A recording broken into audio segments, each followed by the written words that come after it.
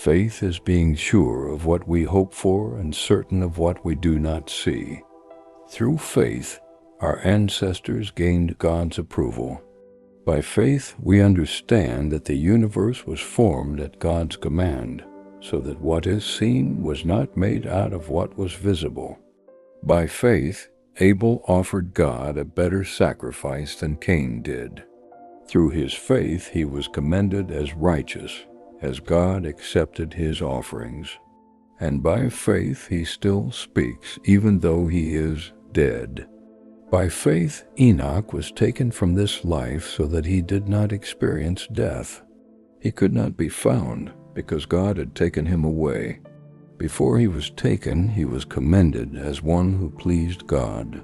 And without faith, it is impossible to please God, because anyone who comes to him must believe that he exists and that he rewards those who earnestly seek him.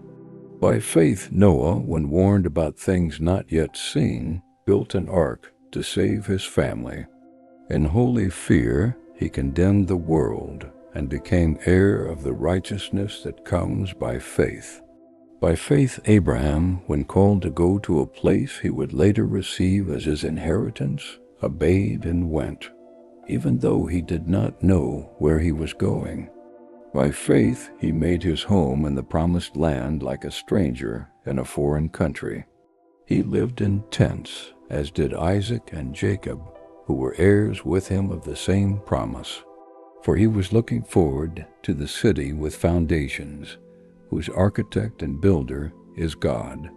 By faith, Abraham, even though he was past age and Sarah herself was barren, was enabled to become a father because he considered him faithful who had made the promise.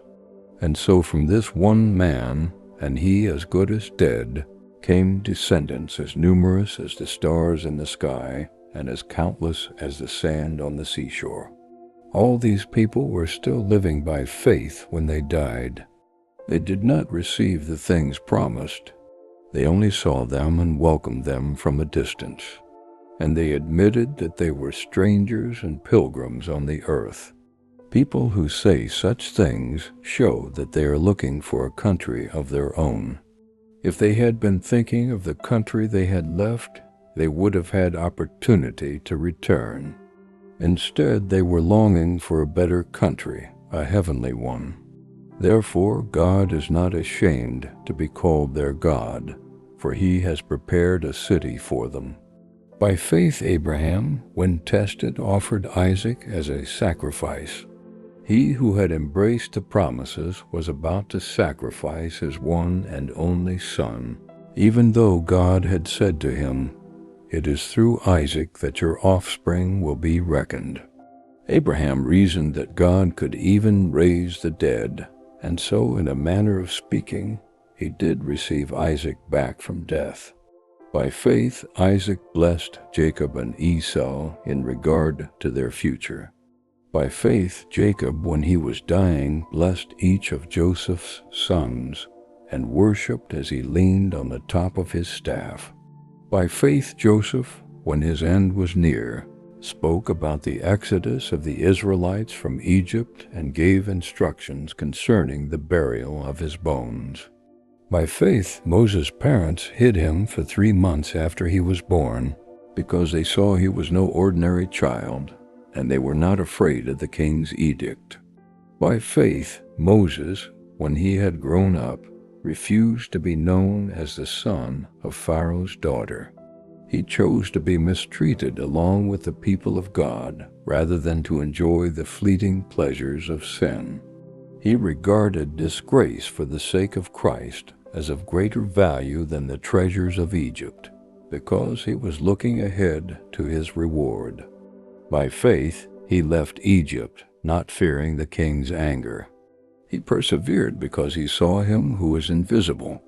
By faith, he kept the Passover and the sprinkling of blood, so that the destroyer of the firstborn would not touch the firstborn of Israel.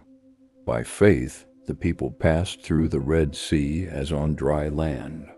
But when the Egyptians tried to do so, they were drowned.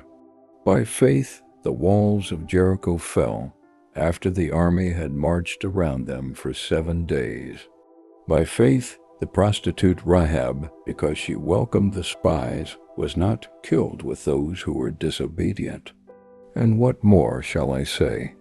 I do not have time to tell about Gideon, Barak, Samson, Jephthah, David, Samuel, and the prophets who through faith conquered kingdoms, administered justice, and gained what was promised, who shut the mouths of lions, quenched the fury of the flames, and escaped the edge of the sword, whose weakness was turned to strength, who became powerful in battle and routed foreign armies. Women received back their dead, raised to life again. There were others who were tortured, refusing to be released so that they might gain a better resurrection.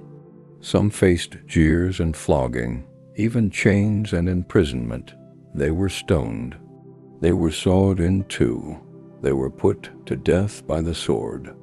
They went about in sheepskins and goatskins, destitute, persecuted, and mistreated. The world was not worthy of them. They wandered in deserts and mountains, living in caves and in holes in the ground. These were all commended for their faith, yet none of them received what had been promised. God had planned something better for us, so that only together with us would they be made perfect.